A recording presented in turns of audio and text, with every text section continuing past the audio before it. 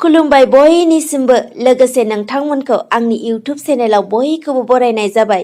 आङो दिनै नोंथांमोननि गेजेराव मोनसे गोदान भिडिअ लानानै फैबावबाय। बे भिडिअनि गेजेरजों आङो नोंथांमोननो माखासे गिदिरथार खौरांफोरखौ होनो लादों। फारियै नायलांदो। सेथियाव दङ क'क्राझार सहरनि बड'फा नोगोराव थानाय बड'लेण्ड हायुङारि गौथुमनि एसेम्ब्लिनि सावराय जथुम नब्लाङाव बिटिआरनि बुंथिगिरि खाथिराम बर'नि मासि दैदेननायाव सा 6 एमसिएलएफोरा मावफुं सोद्रोमा महरै मैया थांनाय 1 फेब्रुआरि समबारखालि समायखिरा लायो। बिटिआरनि बुंथिगिरि खाथिराम बर' आरो इउपिपिएलनि साथाम फारियै डक्टर नीलुत सोरगियारि, राकेश ब्रह्म, दावबायसा बर' आरो बिजेपिनि साथाम फारियै रेवरेवा नार्जिहारि, धर्म नारायण दास, सनजित थान्थिखौ गोदानै बिटिआरनि मावफुं सोद्रोमा महरै समायखिरा लाहोयो। बे हाबाफारियावनो बिटिआरनि गाहाय मावफुंगिरि प्रमद बर'जों लोगोसे बिटिआरनि प्रिन्सिपाल सेक्रेटारि डक्टर सिद्धार्थ सिंहजों लोगोसे गुबुन गुबुन बिबाननि मावफुं सोद्रोमाफोरा बाहागो लादों होनना मिथिनो मोन्दों। नैथियाव मैया थांनाय 1 फेब्रुआरि समबारखालि आसुनि मावथिखौ पुलिसआ गाग्लोबनायनि बेरेखायै तामुलपुराव आसुआ गोख्रों सोमावसारनाय हाबाफारि लादों। तामुलपुर आन्चलिक फरायसा आफाद, खोला दिफिलि आन्चलिक फरायसा आफादआ तेजपुरनि उनाव सुवालकुसियायाव सुबुंखान्थियै सोमावसारगिरिखौ खास्रि बिस्रियै गाग्लोबनायनि बेरेखा खालामनानै सर्बानन्द सन'वालनि मुसुखा सावनानै सोमावसारदों। आसुनि सोमावसारगिरिफोरा थामथियाव थांनाय 26 जानुवारि सुबुंखान्थि सान फालिनायाव आबादारिफोरा ट्रेक्टर पेरेड हाबाफारियाव हिंसायारि जाथाय जानानै थांदों। जाउनाव गोबां आबादारिफोरनि सोमावसारनाया एसे रुइलांनो हमबाय। नाथाय सिन्धु सिमनायाव आबादारिफोरा फिन सोमावसारगासिनो। बे समावनो उत्तर प्रदेशनि लखीपुर खेरी जिल्लानि सिङाव थानाय खोट्टाबाली हालामनि थागिबि सासे आबादारिया गावनि मोदोमाव पेट्रल लुनानै गावखौनो अर सावनानै लादों होनना खौरांनिफ्राय मिथिनो मोननाय जादों। ब्रैथियाव मोनसे गिख्रंथाव जाथाय। हरनि समाव बङाइगावनि बयथामारियाव थाव दिफुनि मावथिखौ स्कुटिनिफ्राय बोख्लायनानै लाना थाङो सिनाय मोनै दुथांफोरा। मोनथिनाय बायदिब्ला न'सिम थांबाय थानाय समावनो मावथि चन्दन चौधुरीखौ गारिजों फैनानै लामानिफ्राय लाना थांदों। खरगपुर हाजोनि साखाथियावनो गारिनिफ्राय गारनानै गालाङो चन्दन चौधुरीखौ, जायनि थाखाय गोबां जोखोम जायो चन्दन चौधुरीया। उनाव गोदानै लुबाय थानाय रेल लामानि मावथिफोरनि थाग्रा न'आव थानायनि उनावसो बयथामारिनि पुलिसआ चन्दनखौ बोखांनो हायो। जाथायनि सायाव फोरमायनाय बायदिब्ला लामानिफ्राय लाना थांनानै दुथांफोरा चन्दन चौधुरीनाव गोबां सोंथि खालामदोंमोन। थाव दिफुनि मेनेजार साननानै खावनानै लांदोंमोन मावथि चन्दनखौ। नाथाय जेब्ला मेनेजार नङा होननानै मिन्थिना मोनो अब्ला गारिनिफ्राय लामा जिङाव गारनानै थाङो होनना खौरांनिफ्राय मिन्थिनो मोननाय जादों। बाथियाव बिजेपिनि सासेल' बर' एमएलए इमानुएल मोसाहारिया तामुलपुर महकुमानि दाब दाब जायगानि गंब्रै धोरोमसालियाव गिबि मन्त्रि आनथाइन फान्ड बिथांखिनि सिङाव अन्थाइ खाम्फा गायसनो। तामुलपुर बियाबनि सिङाव थानाय निज तेफेलि सोनाब बर' लियाफार शंकरदेब नामगरनि गंसे ओंखाम जाग्रा न'नि अन्थाइ खाम्फाखौबो गायसङो होनना मिथिनो मोन्दों।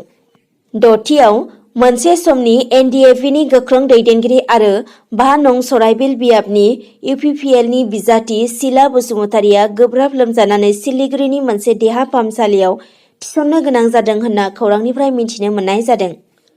स्निथियाव डक्टर बसन्त कुमार बैसुआ गावनि हाखौ अभिज्ञानम मुंनि रायजोआरि गौथुमनो दान होदों। लोगोसे बे गौथुमनि थाखाय मावखुलि लुफुंनो खुन्थियाबो गायसंदों। मख'नो गोनांदि थांनाय 2014 मायथाइयाव गायसंजानाय अभिज्ञानम गौथुमा सावस्रि आरो सोलोंथाइ बिथिङाव गोबां खामानि मावबोदों। लोगोसेनो आसामनि गुबुन गुबुन जिल्लानि गोबां रोंगौथि गोनां फरायसा फरायसुलिफोरनि फरायनाय बिथिङाव बिजाबफोरजों लोगोसे कचिं लानाय मासुलफोरनि राहाखौ खालामनानै होदों। बेनि अनगायैबो गोरिब नखरनि बेरामाव गोग्लैनाय सुबुंफोरखौबो सम सम देहा फाहामसालियाव लांनानै बिथांमोननि खरसाफोरखौ बानस'बोदों होनना खौरांनिफ्राय मिथिनो मोन्दों।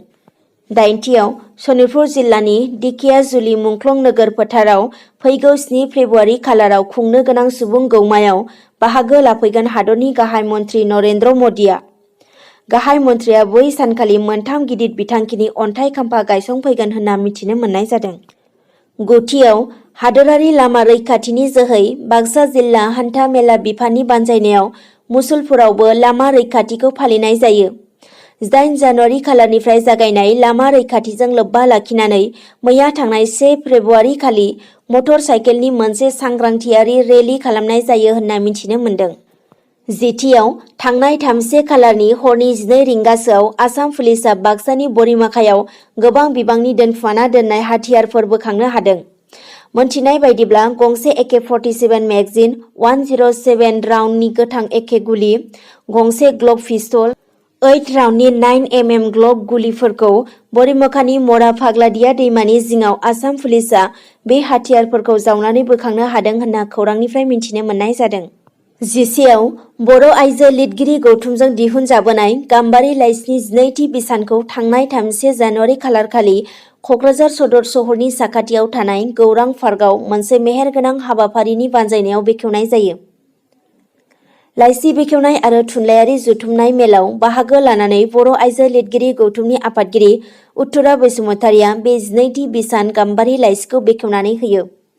बे हाबाफारिनि गेजेरजोंनो गुबुन गोबां बिजाबफोरखौबो बेखेवनाय जादों होनना मिथिनो मोन्दों।